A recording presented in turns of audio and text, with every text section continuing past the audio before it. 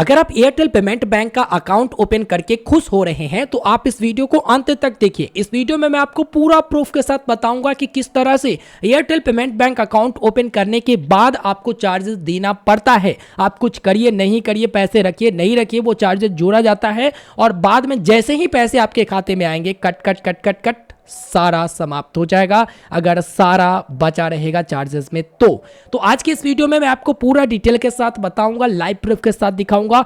बने रहिए हमारे साथ, थोड़ा देर बने रहिए ना, उसके बाद आपको समझ में आ जाएगा। देखिए ये अकाउंट ऑनलाइन तो ओपन होता है, जीरो बैलेंस अकाउंट तो है, लेकिन कुछ चार्जेस है जो आप ट्रांजेक्शन करिए नहीं करिए कोई फर्क नहीं पड़ता, देना पड़ेगा। वैसे चार्जेस की बात करें ना तो यहाँ पर सेविंग बैंक अकाउंट की चार्जेस सबसे पहले जो मेंशन किया गया है उसे देखिए। अकाउंट फैसिलिटी चार्ज 100 रुपया, इसी में जीएसटी। जब ये आप अकाउंट खोलते हैं तो उस समय वन टाइम ये चार्जेस आपको देना पड़ता है, चलो एक बार देना पड़ा मान गए। इसके बाद एनुअल सब्सक्रिप्शन चार्ज, इसे हटा दिया गया है 1 जुलाई 2024 से। अकाउंट मेंटेनेंस चार्ज अभी भी लग रहा है प्रत्येक 3 महीना पर 42 रुपया प्लस जीएसटी।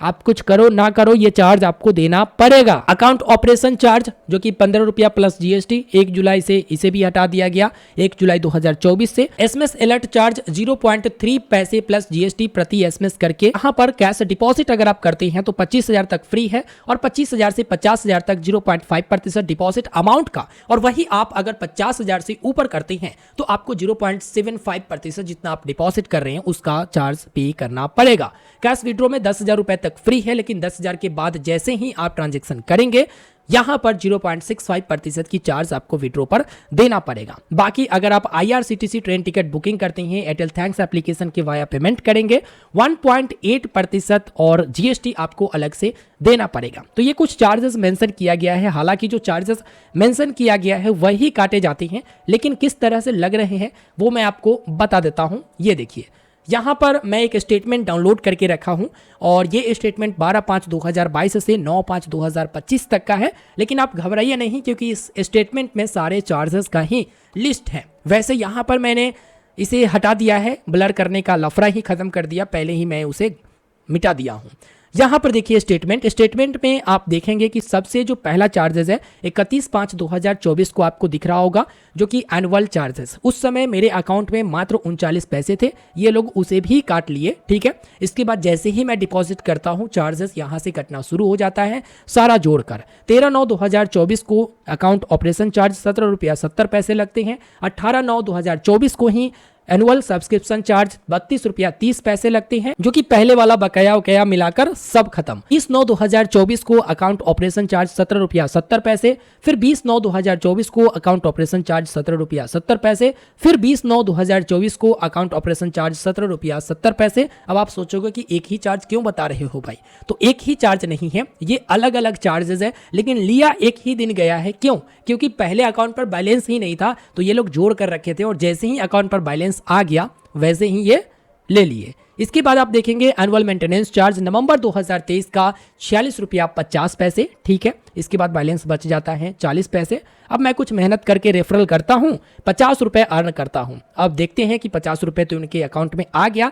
फिर 23/11/2024 को अकाउंट मेंटेनेंस चार्ज लग जाता है 49 रुपया 56 पैसे। फिर मेरे अकाउंट पर बच जाते हैं 84 पैसे। फिर मैं एक रेफरल करता हूं मेहनत करके और यहाँ पर 50 रुपए ऐड होता है, फिर से एक रेफरल होता है 50 रुपए और ऐड होता है, और आप देखेंगे तो 26/11/2024 को एनुअल सब्सक्रिप्शन चार्ज एक बार फिर से 50 रुपए 41 पैसे लग जाते हैं। इसके बाद कुछ डिपॉजिट करता हूं कि चलो कुछ पैसे रखता हूं। रखने के बाद आप देखेंगे कि 23/1/2025 यानी इस साल की बात हो रही है, तो अकाउंट मेंटेनेंस चार्ज 49 रुपए 56 पैसे लग जाते हैं। और उसके बाद क्रेडिट इंटरेस्ट जो मुझे मिलता है वो 2 रुपए 3 रुपए 4 रुपए करके मिलता है, लेकिन एक बार फिर से 2/5/2025 यानी इसी मंथ में आप देखोगे तो 42 रुपया प्लस जीएसटी यानी 49 रुपया 56 पैसे लग जाते हैं अकाउंट मेंटेनेंस चार्ज। और ये जो अकाउंट मेंटेनेंस चार्ज है दोस्तों वो प्रत्येक 3 महीना पर देना पड़ता है। और जब ये चार्ज लगता है ना, देखो देखने में तो काफी आसान लगता है कि यहाँ पर अकाउंट मेंटेनेंस चार्ज 42 रुपया प्लस जीएसटी, लेकिन एक्चुअल आप देखो तो आपका जो अमाउंट कट रहा है ना इसमें बहुत ज्यादा दिक्कत होता है, बहुत बुरा लगता है दोस्तों। तो अगर देखा जाए तो आपको 4 बार साल में देना पड़ेगा, यानी 198 रुपया 24 पैसे के आसपास आपको देना पड़ेगा, जो कि यहाँ पर अकाउंट मेंटेनेंस चार्ज साल में, यानी मोटा मोटी 200 रुपए आप मानकर चलो कि आपको देना पड़ रहा है।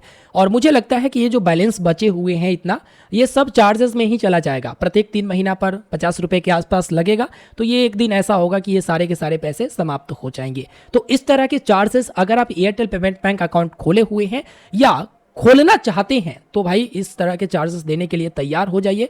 आप कैसे कैसे करके थोड़ा बहुत पैसे रखिए और थोड़ा बहुत करके ही ये चार्जेस लग जाएंगे और आपके अकाउंट से डेबिट होता चला जाएगा। इसके अलावा भी कई सारे चार्जेस हैं, जैसे फिजिकल डेबिट कार्ड लेते हैं उस पर अलग चार्ज, वर्चुअल कार्ड लेते हैं उस पर अलग चार्ज। जैसे 1 अप्रैल 2025 से अब तो प्रीपेड कार्ड और वर्चुअल कार्ड दोनों के लिए चार्जेस लागू कर दिया गया है। ये बात पता है या नहीं है? देखिए, वर्चुअल कार्ड पर 50 रुपया प्लस जीएसटी देना पड़ेगा और वर्चुअल डेबिट कार्ड भी लेते हैं तो 50 रुपया प्लस जीएसटी देना पड़ेगा 1 अप्रैल 2025 से, जो कि ये पहले फ्री था। अगर फिजिकल डेबिट कार्ड लेते हैं तो भैया फिजिकल डेबिट कार्ड भी फ्री नहीं है, जारी करने के लिए 349 रुपए की चार्ज आपको देना पड़ेगा। हालांकि करेंट अकाउंट वालों के लिए थोड़ा सा कम रखा गया है, 199 यानी 200 रुपए के आसपास ही है, जो कि पर्सनलाइज डेबिट कार्ड की बात कर रहा हूं। और नॉन पर्सनलाइज डेबिट कार्ड में 299 रुपया आपको जारी करने का चार्ज देना पड़ेगा।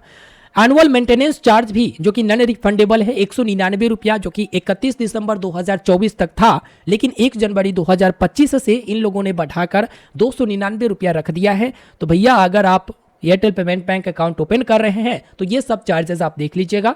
अदर बैंक मेट्रो एटीएम इस्तेमाल करते हैं तो प्रत्येक महीना 3 बार आपको फ्री मिलता है। करंट अकाउंट वालों के लिए 1 बार ही मिलता है फ्री में, जो कि मेट्रो आ जाता है मुंबई, न्यू दिल्ली, चेन्नई, कोलकाता, बेंगलोर, हैदराबाद, इन सभी जगहों पर। अगर other bank non metro city की बात करें, जैसे एटीएम या माइक्रो एटीएम से आप ट्रांजैक्शन करते हैं तो 6 सिटी को छोड़कर जो ऊपर में दिया गया है, इन 6 सिटी को छोड़कर बाकी में आपको 5 फ्री हर महीने की ट्रांजैक्शन मिल जाती है। करंट अकाउंट वालों के लिए 1 ही रहेगा, सेविंग्स अकाउंट वालों के लिए 5।